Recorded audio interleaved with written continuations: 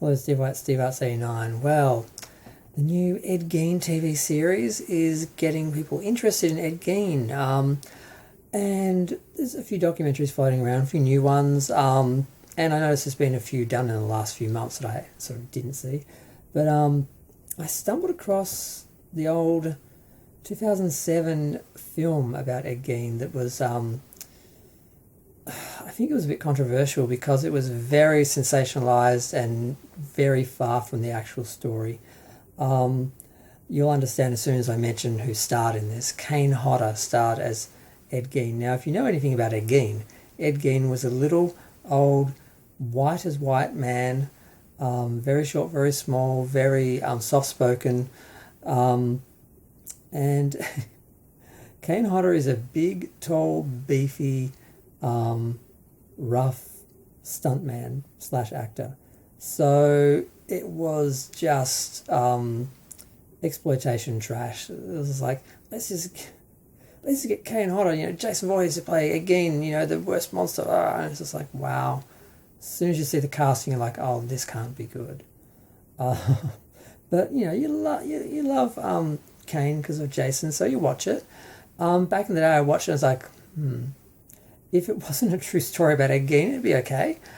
But yeah, so there's a lot of things that are off, and they're often all the wrong ways. It's not like they make him more twisted or go further into his life and tell stories of things that didn't happen or sort of guess of things that happened, stuff like that. They really deviate far from him in many different ways, not only from the story, but also as a centre of the film itself. There is a sheriff. He's just sort of becoming the sheriff, I think. He's dating a girl.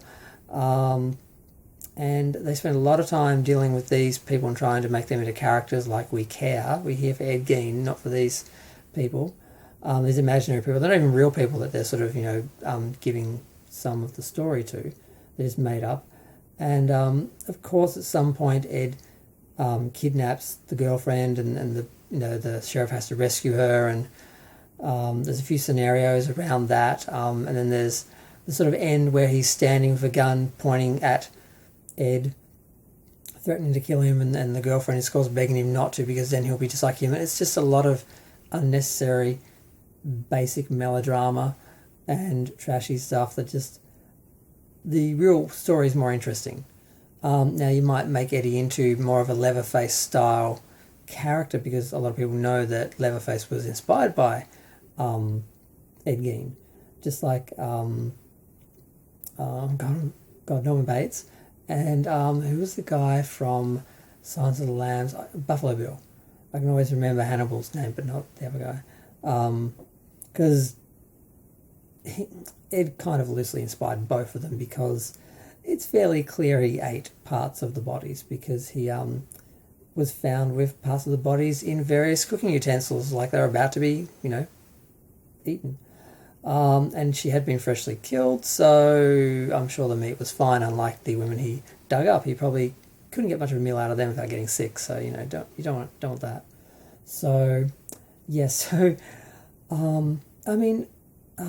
is good in that he's kind of scary, but he's scary in your average sort of stereotypical redneck hick that you are scared would take you out in the woods and kill you. So not in that creepy, unsuspecting, no one would have thought this guy was just absolutely, well, what he was, all the stuff he was doing. It's like, I can't even put a name on what Ed was. But the way he did it was what was chilling. Like he didn't even really understand it on an emotional level, that he was just did it. Just talked about it, and he had no emotion about it, and he was very polite and quiet and was a model patient when he was basically in a mental hospitals for his whole life after this, until he died of complications of old age and so forth, and I think he was 84. So it's, if you like exploitative trash, it's fine. If you like stories about Ed Gein, it's a stretch. It's kind of like Jason doing Leatherface without a mask. So there's a few scenes like that, and he just outright kills people and he's brutal about it. It's not like yeah, it's just yeah, that's what it is. But I had to. I watched it. I'm like, I just need to see if it was what I remember it was. Like I said, it wasn't bad. It was just like totally not the Ed Gein story though. So I had to watch it again, and then I thought, well, you have to review it because every time I watch a movie, I want to talk about it. So here I am talking about this film. But there's another better one that was done around the same time.